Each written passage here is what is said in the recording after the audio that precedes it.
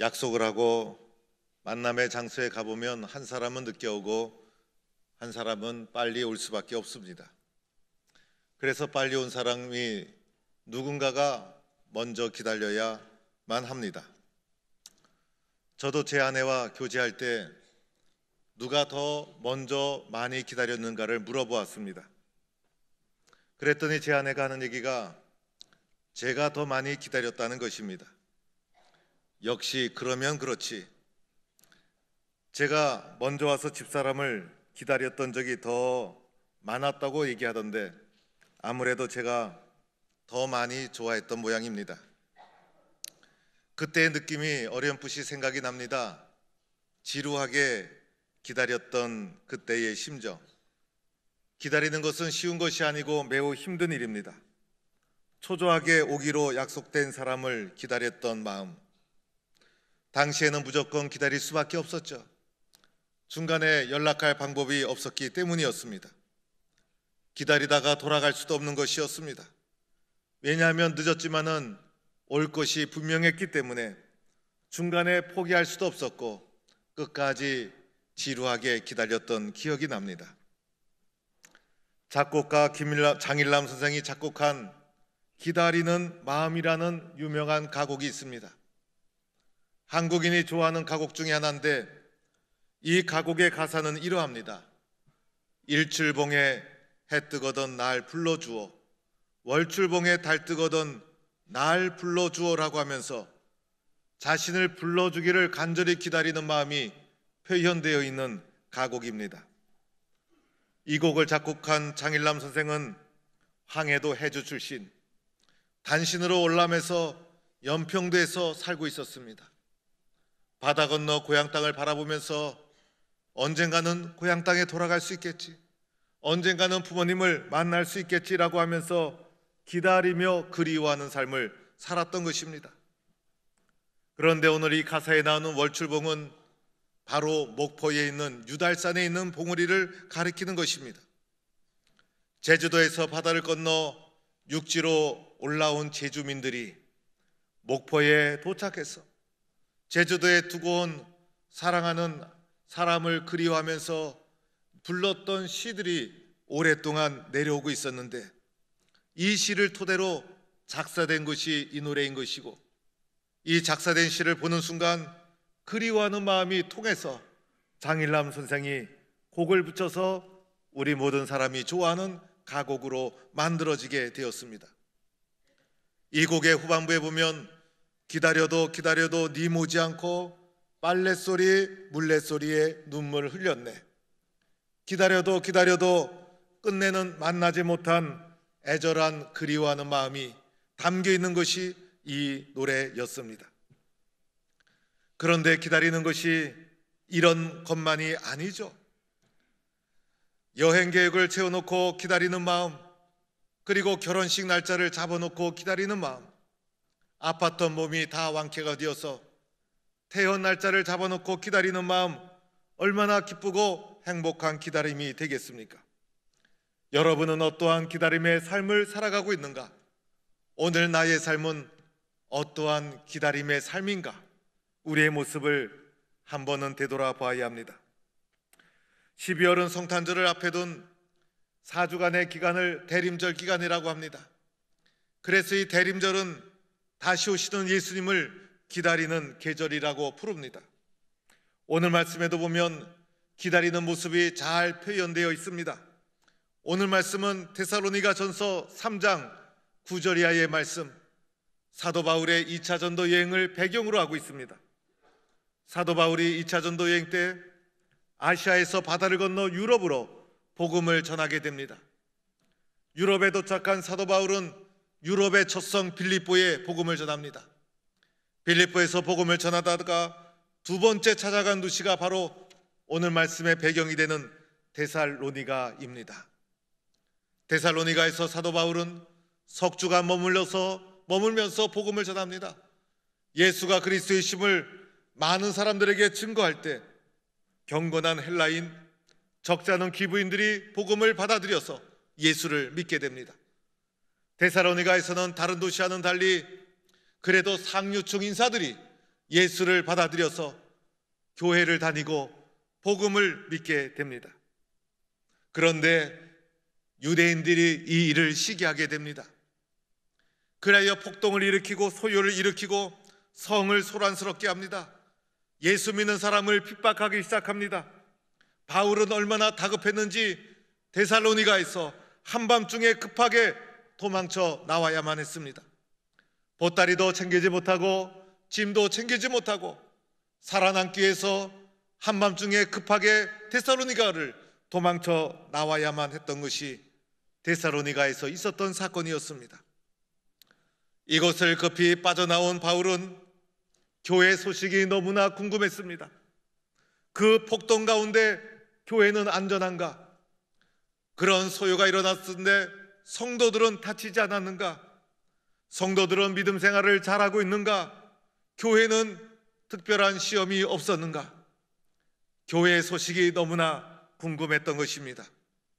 그래서 믿음의 아들 디모데를 데살로니가를 보내게 됩니다. 그리고 디모데가 돌아오기를 사도 바울은 기다리게 됩니다. 데살로니가에 보낸 디모데가 어떠한 소식을 가지고 돌아오게 될까? 사도 바울은 목이 빠지게 가슴 조이며 디모데가 돌아오기를 하루하루 간절히 기다리던 차에 드디어 디모데가 데살로니가에서 바울에게 돌아오게 됩니다. 바울은 디모데에게 다급하게 물어보았을 것입니다. 디모데야, 데살로니가 교회는 안전한 상황인가? 교회는 어떤 피해가 없었는가? 폭동과 소요를 일으키던 자들에게 성도들은 피해를 입지 않았는가? 그러자 디모데를 통해서 들은 데살로니가 교회 소식은 믿음의 역사와 사랑의 수고와 소망의 인내로 믿음이 성장하고 교회가 부흥하고 있다는 놀라운 소식을 바울이 디모데를 통해서 들었던 것입니다. 너무나 기뻤던 바울은 디모데를 통해 가져온 데살로니가의 문제에 해답을 주면서 동시에 교회의 성도들을 격려하기 위해서 오늘 읽은 데살로니가 전서를 그의 첫 번째 서신으로 쓰게 된 것이 데살로니가 전서의 배경이 되는 것입니다. 오늘 말씀해 보면 기다리는 삶을 살아가는 바울의 심정이 나타나 있습니다. 바울의 기다림에는 대상이 있었습니다. 제가 아내와 교제할 때 아내를 기다리는 기다림의 대상이 아내였듯이 오늘 바울의 기다림의 대상은 도대체 누구였을까? 바울은 도대체 누구를 기다리며 기다리는 삶을 살았는가? 첫 번째로는 기다림의 대상은 바로 데살로니가 교회 성도들이었습니다. 성도들을 만나고 싶었습니다. 성도들을 언젠가는 만날 수 있을 것이라는 간절한 소망을 가졌던 것입니다. 그래서 오늘의 삶을 성도들과 함께 만날 수 있으라는 그날을 기대하면서 기다리며 살았던 것이 사도 바울의 삶의 모습이었습니다.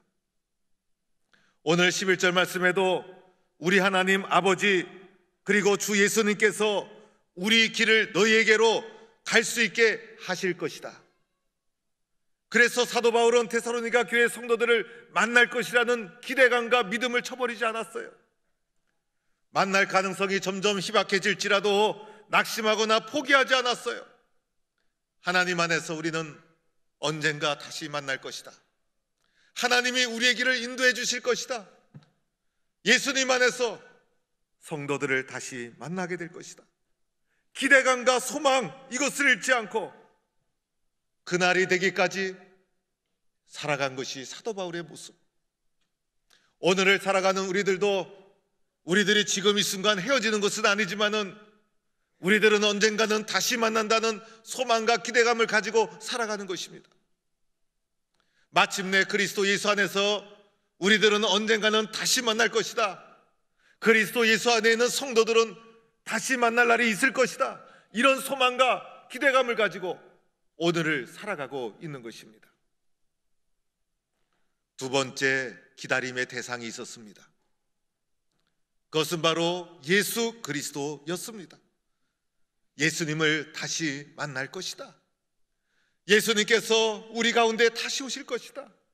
모든 성도와 함께 우리 주님 강림하실 때가 있을 터인데 그때가 되면 우리 주님 모든 성도와 함께 다시 만날 것이다. 사도 바울의 기다림의 대상은 바로 예수님이었어요. 예수님을 다시 만날 것을 굳게 믿으니 오늘의 삶이 하나도 어렵지가 않았어요. 어렵고 고난과 힘든 것이 있어도 기다리고 헤쳐나갈 수 있었어요. 사도 바울의 기다림의 대상, 바로 성도와 예수님, 두 가지 이중적 기다림, 두 가지의 기다림이 그의 삶의 원동력이었어요. 사랑하는 데살로니가 성도들을 다시 만나게 될 것이다. 어떤 일이 있어도 예수님 다시 만나게 될 것이다. 이 두 가지 기다림이 그의 삶을 힘있게 받쳐주는 원동력이 되었던 거예요. 이러한 기다림을 삶을 살아갈 때, 그러면 오늘의 삶의 현장에서 주님 다시 오심을 기다리는 우리들의 삶의 현장에서 기다림의 삶의 내용, 태도, 자세는 어떠해야 하는가? 순간순간 어떠한 삶의 자세로 기다리는 삶을 살았는가? 억지로 기다린다면 무슨 소용이 있어요? 끌려가며 기다리면 무슨 소용이 있겠어요? 원망하며 불평하며 시간을 보낸다면 무슨 소용이 있겠어요? 기다리며 살아가는 우리의 삶의 내용은 어떠해야 하는가? 첫째로는 기쁨과 감사로 기다려야 합니다. 사도 바울이 그러하였습니다. 사도 바울이 디모데를 통해 데살로니가 교회의 기쁜 소식을 듣자마자 데살로니가 교회가 폭동과 소요 가운데서도 믿음이 성장하고 있다는 소식을 듣는 순간 마음속에서 세상에 줄 수 없는, 말할 수 없는 기쁨이 솟아오게 됩니다.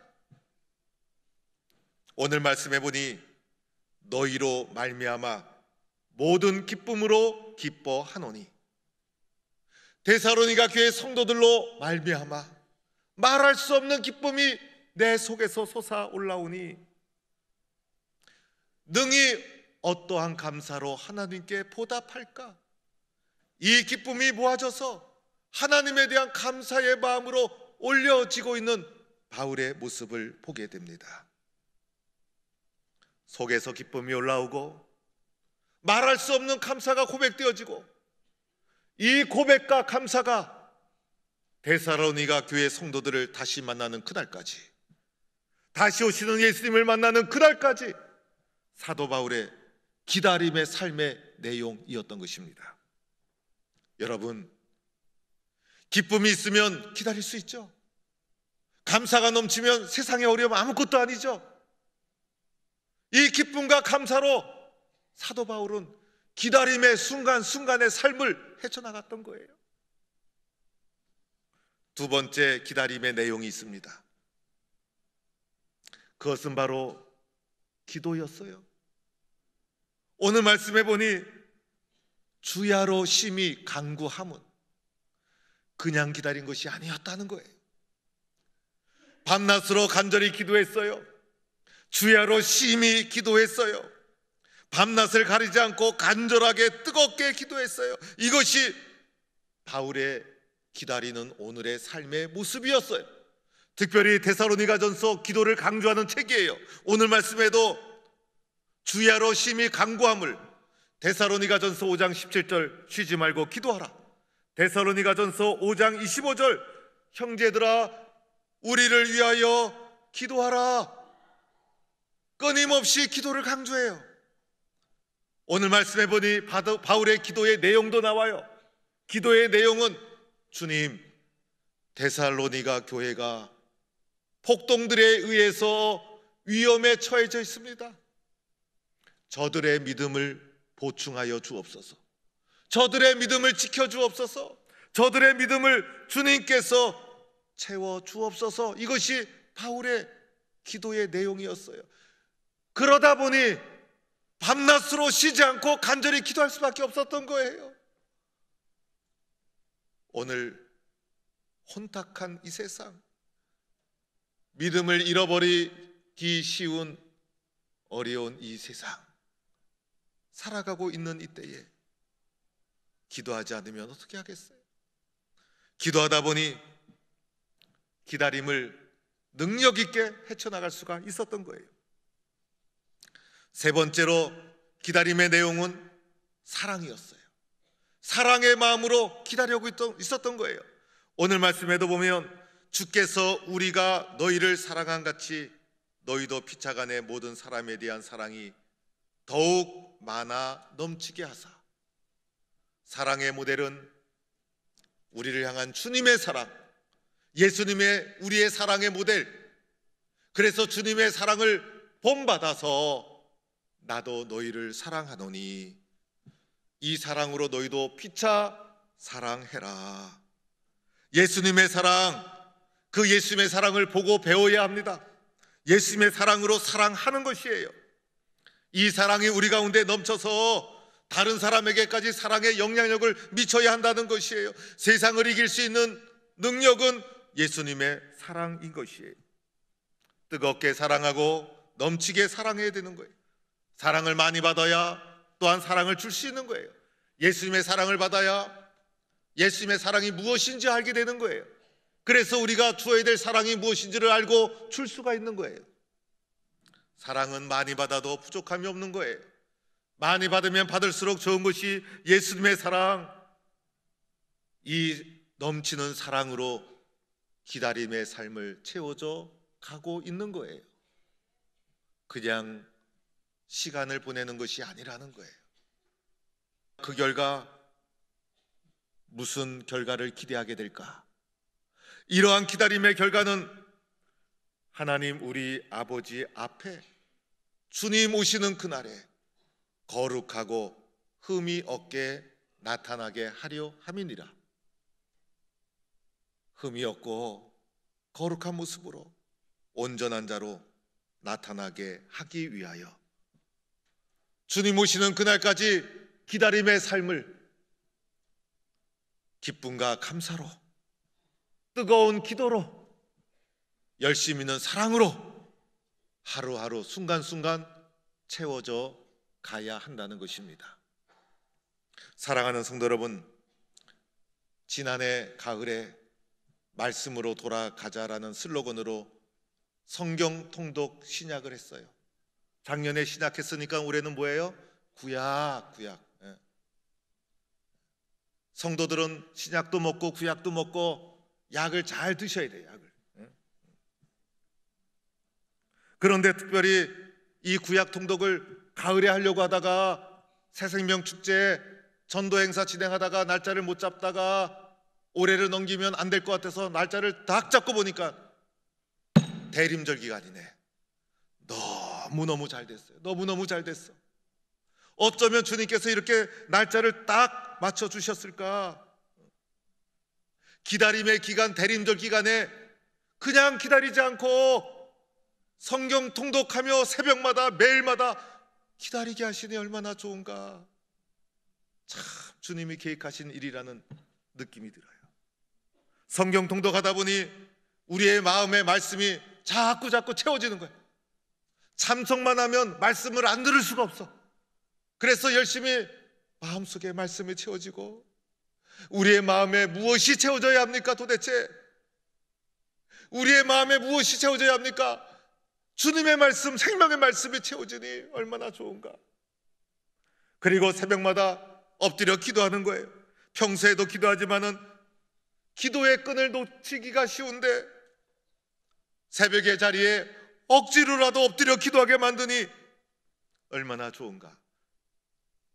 문제 없는 사람, 기도 제목 없는 사람 세상에 아무도 없는데 성경 통독을 통해서 새벽마다 말씀과 기도로 대림절 기간을 보내게 하시니 이렇게 대림절 기간을 보낸 적이 없어요. 주님이 우리에게 주신 특별한 은총이에요. 우리에게는 철회의 기회예요. 하나님께서 이 기회에 얼마나 많은 은혜를 부어주실까? 내 삶의 문제를 어떻게 해결해 주실까? 내가 어떻게 인생을 살아야 될지 주님이 어떻게 나에게 길을 열어주실까? 기대감을 가지게 됩니다. 하나님은 우리 교회와 성도들을 사랑해 주시는 줄 믿습니다. 우리에겐 기회예요.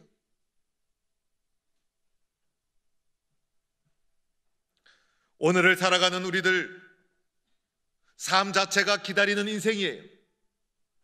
좋은 날이 오겠지. 그날이 오겠지. 기쁜 날 언젠가는 오겠지. 희망을 잃어버리면 우리의 삶은 쓰러지고 마는 거예요. 세상에서도 희망이 있기 때문에 기다림의 삶을 인내로 살아가고 있는데, 이런 가정 속에서 왜 아픔이 없으며 시련이 없으며 눈물이 없으며 실패와 좌절이 없겠어요? 순간순간 포기하고 싶고 쓰러지고 낙심하고 연약하는 것이 우리의 인생인데, 분명한 것은 거기에서 우리의 삶이 멈춰서는 안 된다는 것입니다. 우리는 언젠가는 다시 만날 날이 있고, 또 보다 중요한 것은 주님 앞에 설 날이 있을 터인데, 그날이 올 때까지 오늘의 삶에서 기쁨과 감사로, 말씀과 기도로, 뜨거운 사랑으로 끝까지 달려가야 한다는 것입니다. 끝까지 소망을 잃지 않고 감사와 기쁨으로, 간절한 기도로, 사랑으로 달려가는 자에게 기쁨의 그날, 흠없는 자로 서는 날, 온전한 모습으로 주님을 만나는 날, 그날은 반드시 우리에게 오게 될 줄로 믿습니다. 오늘을 기다리는 삶에서 승리하는 자만이 오늘의 삶 속에서 믿음으로 이겨나가는 자에게만 다시 오시는 주님을 온전히 만나는 은혜와 기쁨을 누리게 되는 것입니다. 오늘 세상을 바라볼 때 주님 다시 오실 날이 가까이 왔구나. 오늘을 우리는 어떻게 살아가야 될까? 기쁨과 감사로, 말씀과 기도로, 뜨거운 사랑으로 기다림에서 하루하루 순간순간 이겨나가는 성도가 될 수 있기를 주의 이름으로 간절히 축원합니다.